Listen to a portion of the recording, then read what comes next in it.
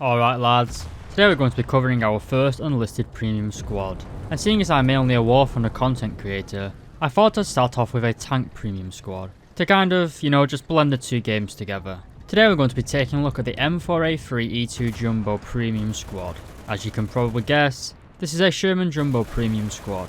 This squad is very expensive, coming in at 6,100 gold. This is one of the biggest criticisms with Enlisted. The price of its gold, and by extension its squads, is incredibly high, at least compared to War Thunder. Whereas War Thunder you can get 10,000 golden eagles for $50. In Enlisted, the same money would only get you 5,000 gold. So in order to purchase this premium squad, it's going to cost you around $55. A very steep price indeed.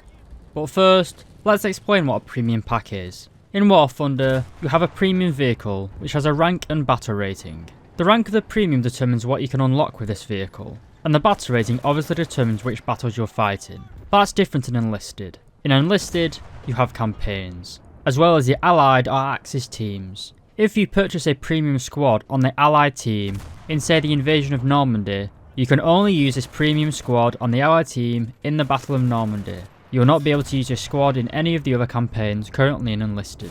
This means if you want a premium squad in at least all the battles you fight in, you'd have to purchase at least 8 different premium squads. There's 4 campaigns and 2 sides per campaign for a total of 8 squads. Premium squads are also very expensive. If you wanted to purchase 8 of them, you'd basically be like Britain at the end of 1945, broke as fuck. But hopefully in this video, we'll cover whether it's worth purchasing this squad.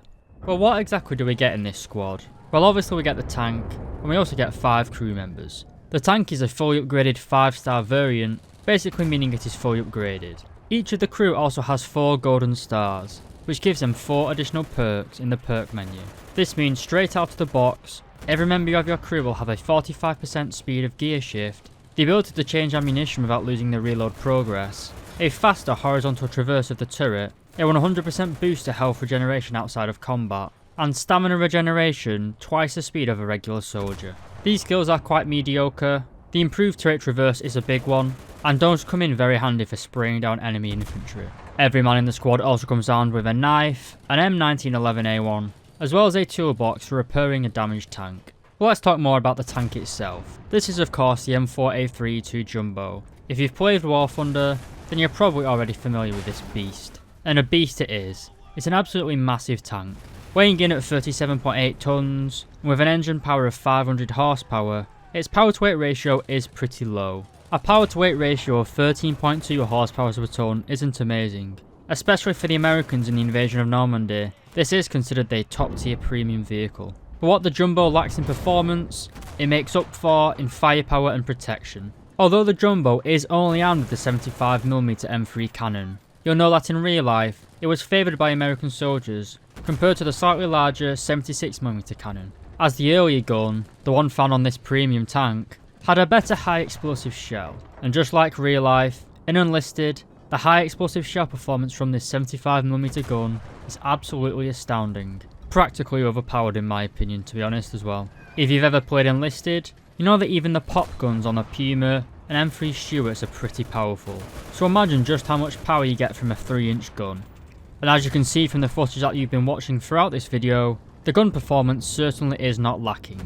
But there is also one other positive feature about this tank, and that is of course the armour. We'll start with the turret, as that is the simplest option. It has a cast turret which is around 6 inches thick in all areas. While this isn't going to protect you against a Panther's gun, it certainly makes you immune from all of the other German tanks available, including the Panzer IIIs and the Panzer IVs. And it's not even worth mentioning the bloody Puma. The gun mantle is also very thick, at 177.8mm, or around 7 inches. Like most World War II American tanks, and pretty much modern American tanks to be honest, the sides and rear of the hull are pretty weak, with the upper hull only giving you 3 inches of protection, and the lower hull giving you 1.5 inches of protection, or 76.2mm and 38.1mm respectively. The true performance comes from the upper frontal plate however. The standard upper frontal plate of a Sherman is 2.5 inches or 63.5mm thick.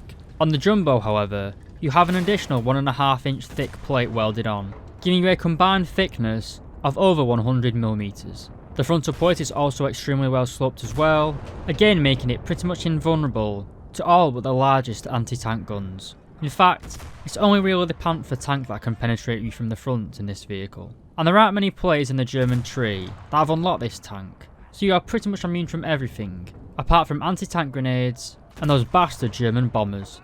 So what are the main reasons for purchasing this tank? And is it even worth it? Well, straight away, the Jumbo is a unique vehicle in this branch of the game. The top vehicle that the Americans currently get access to is the M10 gun motor carriage. While this does have the better gun, the 76mm upgraded version, it has much weaker armour, weaker mobility, and most importantly, the roof of the turret is completely open.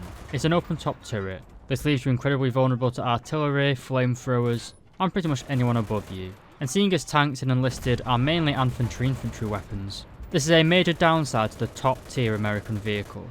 This means that in my opinion, the premium Sherman Jumbo is by far the best tank that the Americans get access to in the invasion of Normandy. You could argue that having the best tank available as a premium is pay to win, and you'd be correct. That isn't even half of the story. There's also the fact that basically nobody on the German team has a Panzerfaust unlocked, as it is a very high campaign level unlock. You have to grind up to the level of 30 to unlock the basic Panzerfaust 60. This means, as I said in the armour section, there's basically nothing that can penetrate you from the front, with the exception of the Panther tank. And again, that is a level 31 unlock, a vehicle which very few players have, so most German players can't penetrate the Jumbo's armour. The tank also has a rapidly firing, incredibly explosive high explosive gun. The great gun and armour, combined with the somewhat mediocre mobility, does make this premium squad probably the most overpowered premium in both War Thunder and Enlisted, which in my opinion is a pretty big achievement to be honest. Gaijin have really outdone themselves with this. This vehicle is by no means new, I'm quite late to the party on this. The only real downside to this premium squad is the price. For the cost of around $50, it is a very big investment. I purchased this squad myself, I did not receive funding from Gaijin. And while I don't regret buying this vehicle, as it is probably the best grinder in the game, again, simply due to how broken it is, spending $50 on a premium is not something I'm willing to do often. So, the final conclusion. Obviously, if you have the money and want to pay to win, then get it. It's a great squad with a great vehicle and fairly decent crew skills. Whether this tank gets nerfed in the future, considering it's Gaijin that are developing this game and publishing it, I highly doubt it, but it might be a good investment. But like I said at the very beginning of this video, the premiums in Enlisted are very expensive compared to War Thunder, so if you are going to make a purchase, watch a few people's other vids, take the squad into a test drive on the range and see if you like it. But as a final closing note, I'm going to say go ahead and get it. It's completely broken, but if you've got the money, it's well worth the fun. Thanks for stopping by today lads. If you enjoyed the video, please do leave a like and subscribe, and thank you very much for watching.